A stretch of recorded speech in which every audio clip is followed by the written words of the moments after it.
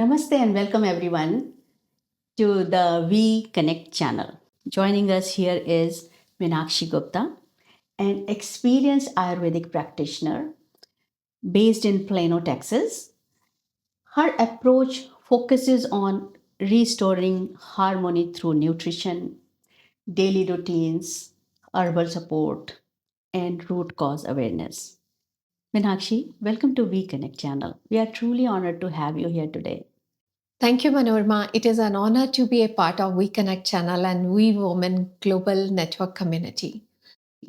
The work you are doing to create a safe and conscious space for women's health, it's really, really meaningful.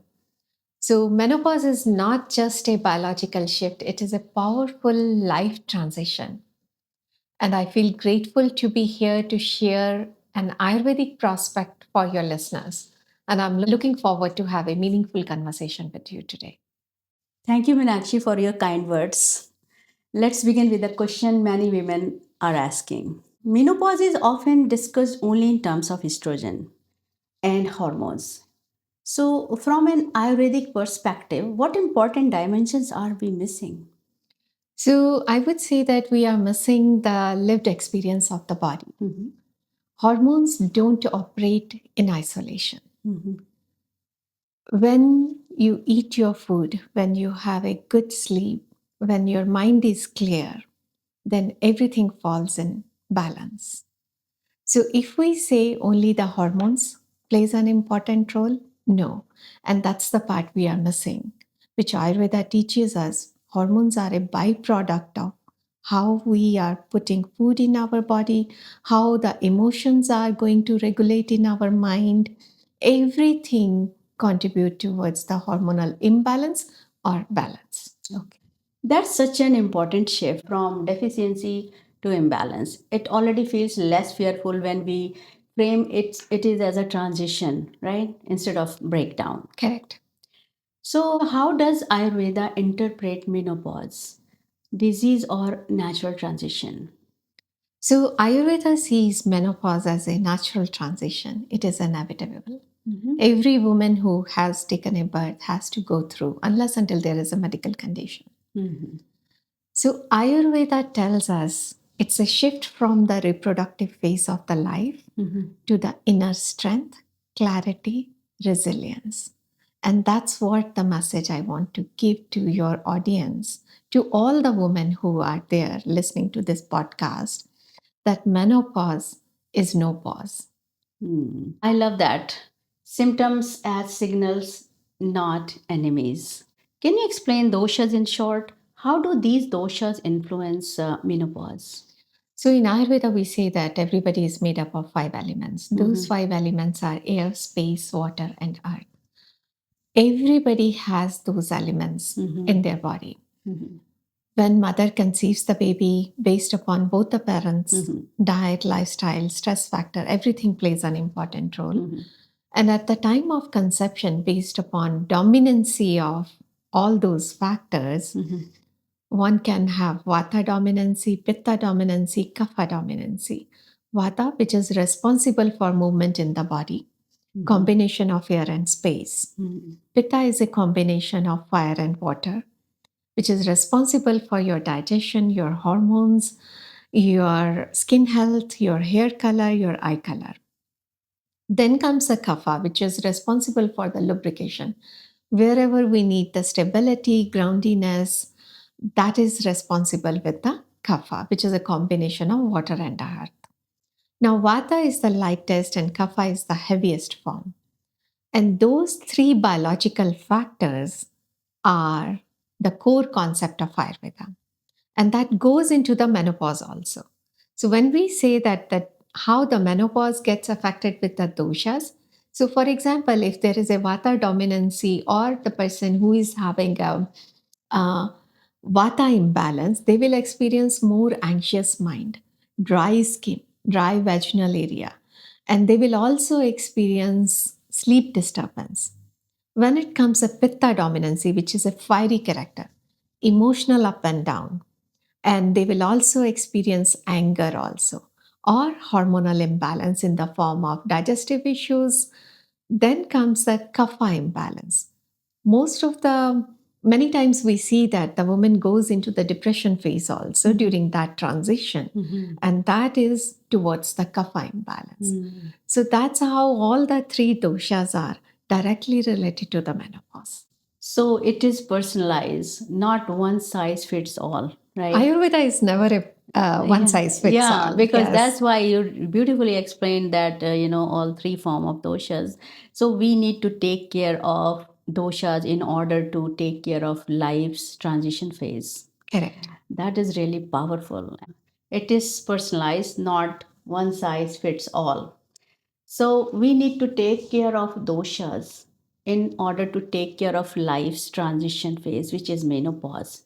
Sufferings, menopause is like you cannot escape from this. Yeah, you cannot escape. I would say not suffering part. It's okay. Yes, That's good. it's like it's a inevitable. It will be there. But how we prepare in the earlier stage of the life, that's what we. Yeah, that's why it is Yeah. called transition. Correct. So we need to understand doshas. Okay, let's move on to the other question. Why do some women experience intense symptoms and others don't? So, menopause often reflects how supported or unsupported we were, or our body was over the many years. So, menopause is not like it comes suddenly or hit you suddenly. There is a phase where it's a perimenopause, menopause, and many times we say that it is not a age alone. It's about cumulative stress over the so many years, which reflects how your body is going to respond to the menopause. Does stress earlier in life impact menopause? Definitely, the every cell in the body has the memory, and that memory stays with us. So when we talk about the stress, the body carries the memory, and the long-standing stress pattern leave the impression in the nervous system. And that affects your hormones, that affects your digestion, that affects your joint health. So that's why we always say that, at least I tell my clients that, do not say that I'm managing the stress. It's very important to de-stress yourself. I will use the word again, de-stress, not the managing the stress. Managing means you are keeping still something with you. When we are de-stressing, learn to have a practice of letting go. And that can be easily achieved with the breathing exercises. There are various tools to have those practices. Wow, that is really powerful information. And that really connects the dots between burnout culture and menopausal distress. And thank you for explaining it so well. So, can digestion or metabolism issue that we ignored in our 30s or 40s start showing up more strongly during menopause? Definitely, if it is like just imagine the car. Car doesn't have the living thing, but if you are not taking off regular maintenance of your car or your house, even your appearance, ultimately it will affect. And this is we are talking about the essence of life, our body. So that means over the years, if we are not thinking about how the elimination is, how our appetite is, how much water intake I'm having. Many times I see in the clinic also, many clients, they haven't cooked in a years. So the seasonal diet, for example, we change the closet, we change the wardrobe, but we forget to change the diet according to season because it is so readily available these days in the market. Many people, they don't know that what is in the season, what is not in the season. Yeah, because everything comes from the cold storage. Correct. Right. And the season impact your gut microbiome. And the gut health is the key factor. Modern science now it is telling about the gut health. In Ayurveda, we say that if our gut is not clean, then we cannot achieve the balance in the physical body as well as in the mental body. So, gut health is foundational, not optional. So, can gut health be the reason behind bloating, low energy, mood changes, and weight shifts during menopause? So digestion influence how we absorb nourishment.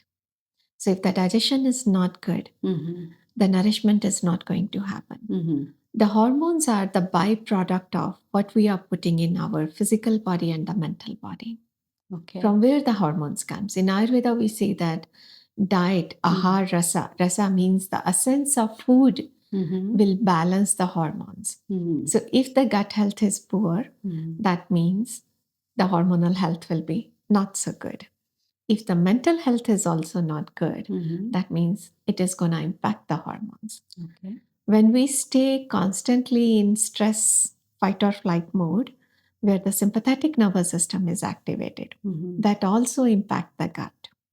So digestion and stress both plays an important role when it comes to hormones and menopause. Actually, that explains why so many women says like I'm doing everything right and but still I'm gaining weight. So in Ayurveda, we often hear about Agni, digestive fire, right? So how does weekend Agni affect women in their 40s and 50s?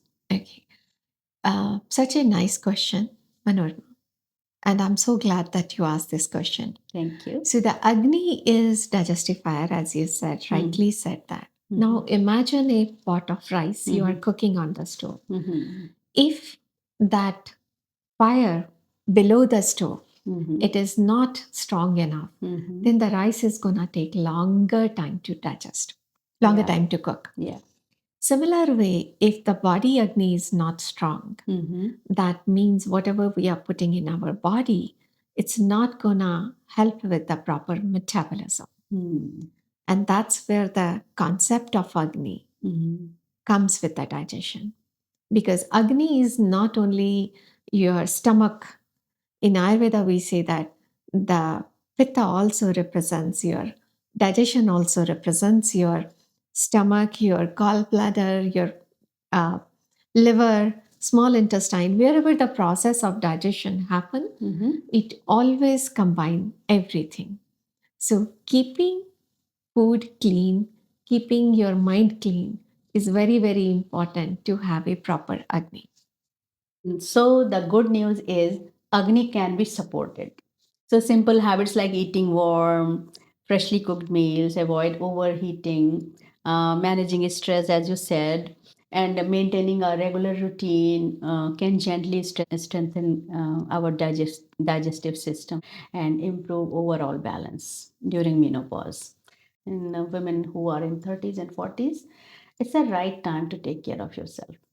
So, what role does inflammation play in menopause symptoms from an holistic standpoint?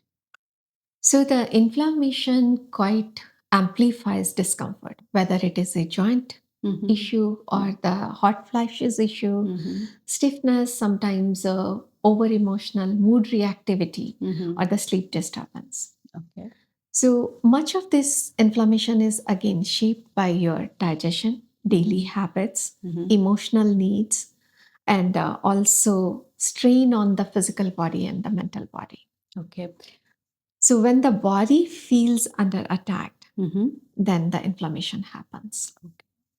So that makes so much sense. So instead of seeing hot flashes, joint pain, or mood swings as isolated problems, we can start looking at inflammation as a root factor that connects many of these symptoms, right?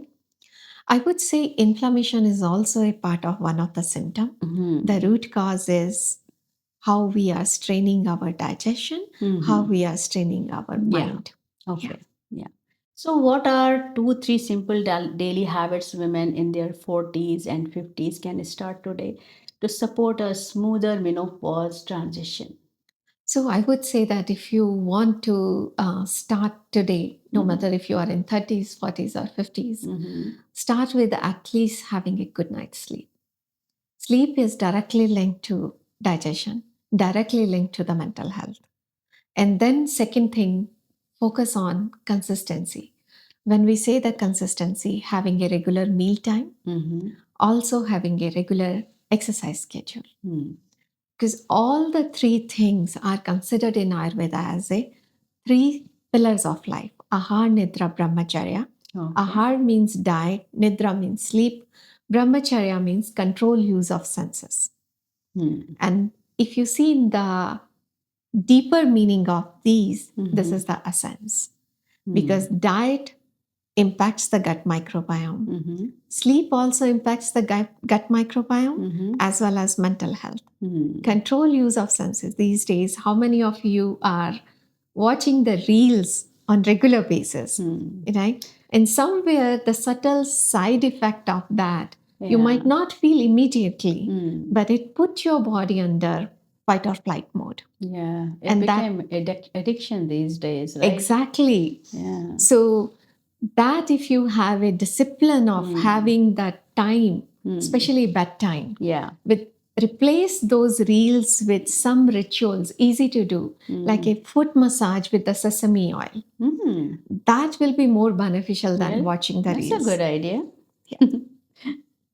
And what else we can do? I'm really interested to know that, because sleep time rituals are really important for the good night sleep, because again, sleep is the big factor in overall health. Yeah. So what I else? can tell you what I do. I soak my feet in the warm water every night. Okay. And then pat dry afterwards, 4-5 minutes only, not fancy thing. Just wherever you can do it.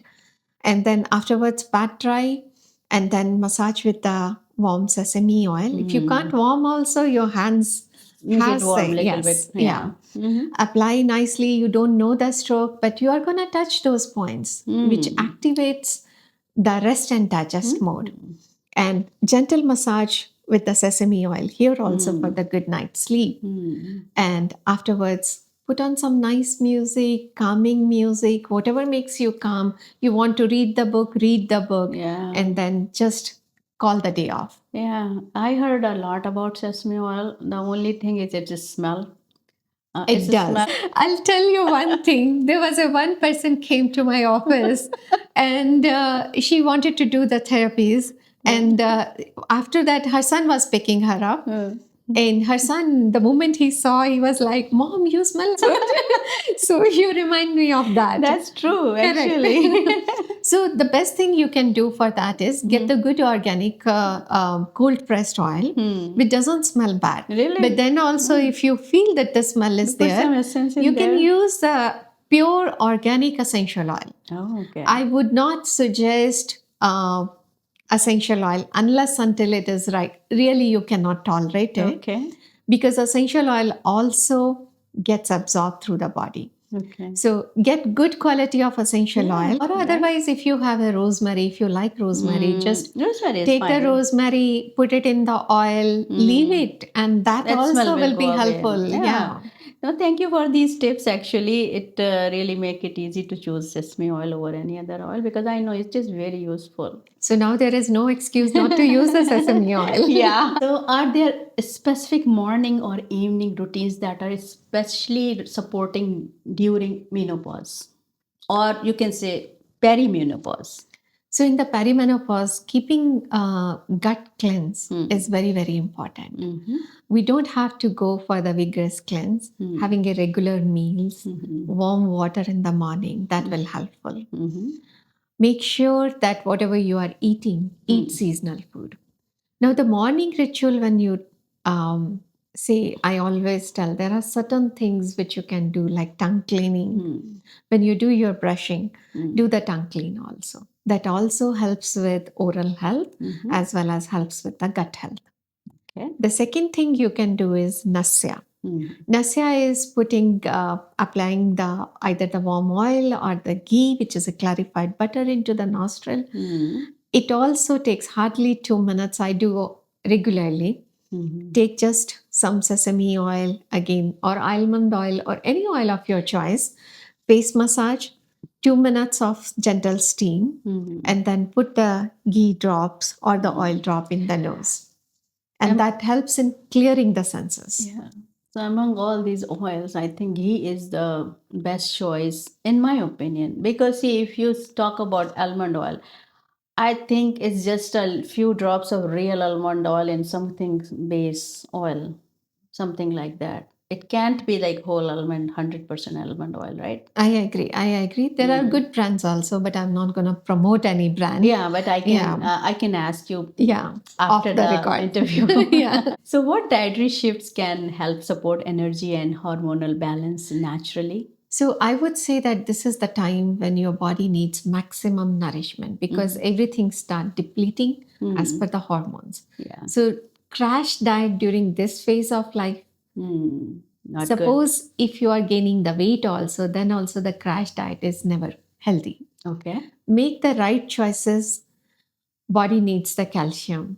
That's where the sesame oil plays into the role. Or the sesame seeds, the food rich in the calcium, also plays an important role. Then we can do also seeds, nuts, nut butters, give the good quality of the protein, get the good quality of the protein also, because protein is the building block. But nowadays, I see that there is a hype about protein also. Yeah. Many people, they really. take the creatinine also, protein shakes also. Yeah. But whatever comes in the natural form of the protein through the diet, no matter if it is an egg, fish, chicken, or any other kind of meat, or lentils, or beans, or the seeds, that is the efficient way of consuming the protein because your body will absorb and assimilate that properly. Yeah, so food as medicine. Food as a Beautifully said. medicine. Yes. Beautifully said. Thank you. You're welcome. So let's talk about some myths, right? What are some common myths about menopause that causes unnecessary fear? The most common myth I see in day to day practice is, oh, it's a disease. Yeah.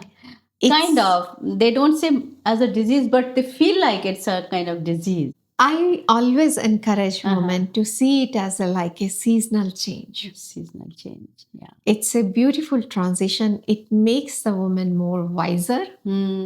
As we age, aged wine, more wiser. Yeah. So take it like a positive aspect. Now we are free from many responsibilities because in 30s, 40s, we were taking care of our career, raising the kids, doing the multitasking, especially in the US. We know that how hard the female life is, balancing work and balancing home office, so many hats we have. So now is the time when you can take a deep breath, get some time for yourself, cook nourishing meal, cook seasonal meal, have a sit down meal, not rush. Because how you eat, that's gonna define how your digestion is gonna work, how your body is gonna metabolize that food. If there is a no connection between your hands, your stomach, your mouth, and your mind, the body is not gonna get the correct signal. And that's where the connection matters. Yeah. So is weight gain during menopause really unavoidable? Or is that just some things we have started accepting as normal, like, okay, it happens during menopause anyway? The weight gain is not unavoidable, but the rule changes. The body now respond more to rest, strengthening, digestion, and emotional regulation. Okay. If we keep these 4 steps in the ladder in the balance, then we can avoid the weight gain. Okay. That's Many really- of times we see that we still feel that we can take that much stress on the physical body, on the mental body, and then it starts showing up. Little bit more exercise, especially the strengthening exercise, no matter it is in the form of yoga, Pilates, or even if you can't do gym, stairs if you have, I always suggest up and down, good form of cardio and weight bearing exercises that will help in strengthening your joints and also keeps your mood happy. Okay. So that's really reassuring to hear. I think many women feel frustrated because they are doing the same things they always did, but their body respond differently after 40, right? Yes. So it is helpful to understand that while metabolism may slow down, it doesn't mean we are powerless. Small adjustment in strength training, as Meenakshi said, protein intake, sleep, and stress management can actually make a big difference.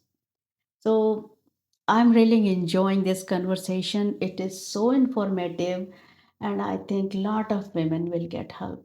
And maybe the bigger shift is the mindset, as you said, right? Instead of fighting the body, learning how to work with it during this phase. That perspective feels much more empowering than simply saying, this is just how it is, Yes. right?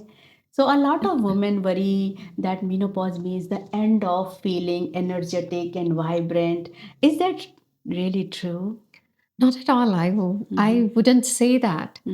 Many women discover a extra strength, or we say that the quieter strength in this phase of life. Oh, wow. Uh, we don't have to prove anybody. Yeah. That is the best thing. Yeah. And we are going to be more rooted in knowing that we don't have to prove anybody. And that brings the resilience, that brings the strength. Vitality shifts from outward to inner steadiness. The more you become quieter, the body responds, mind responds.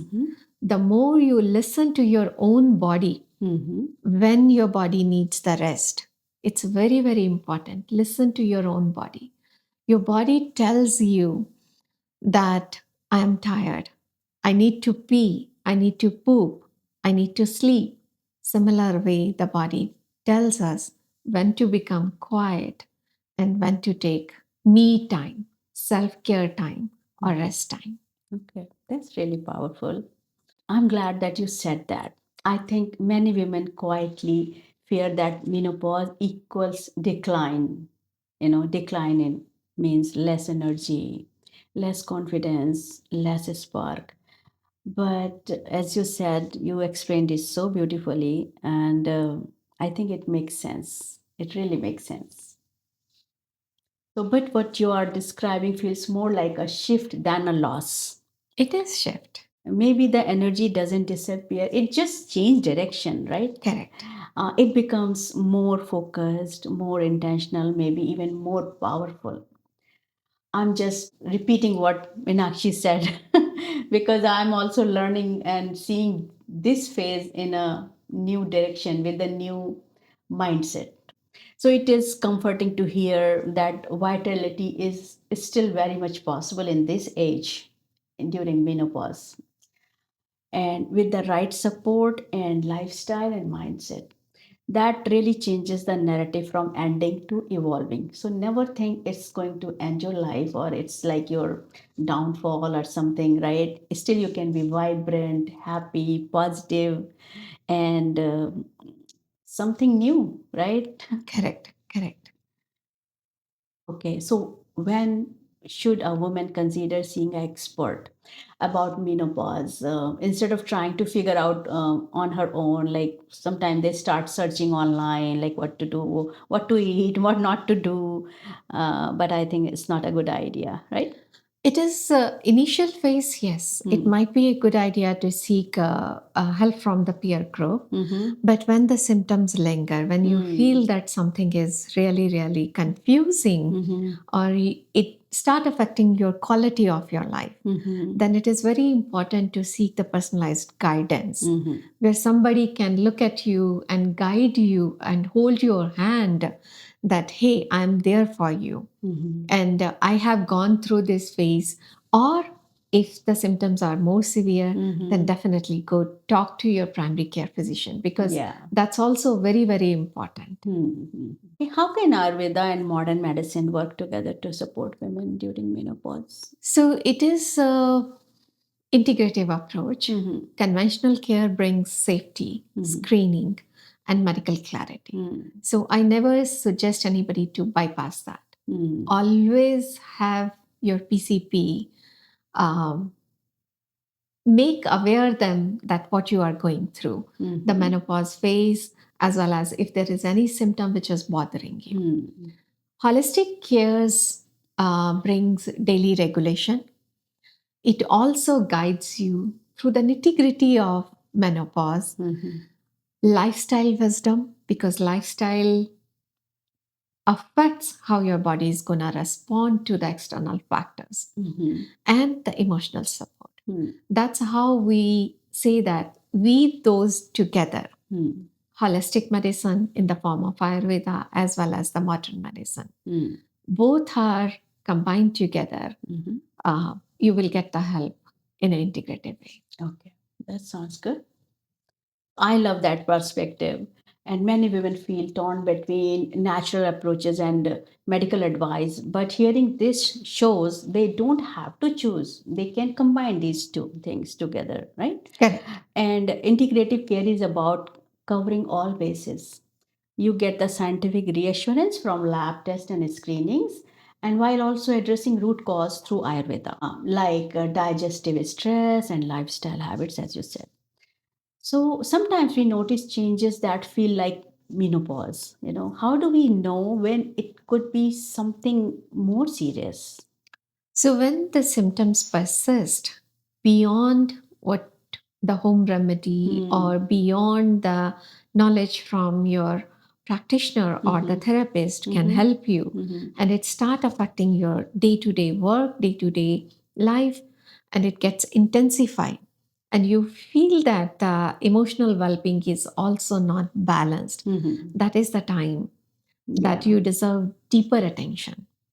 And that's where I always suggest again that talk to your primary care physician or OBGYN to seek the help. So, how can a woman tell if her symptoms are more than just normal menopause? Pardon? How can a woman tell if her symptoms are more than just a menopause? Yeah, the same thing. Same If you feel that the body is not responding to the Yeah. small Sudden changes, bleeding. you are following the daily routine, you are Yeah. sleeping on time, your digestion is perfect, but then also you are not feeling something is missing. Something is not I'm right. not feeling good. Yeah. And your internal gut is telling that, hey, I'm not feeling good. That Okay. is the time when you seek Okay. the So, additional yeah. guidance. Okay.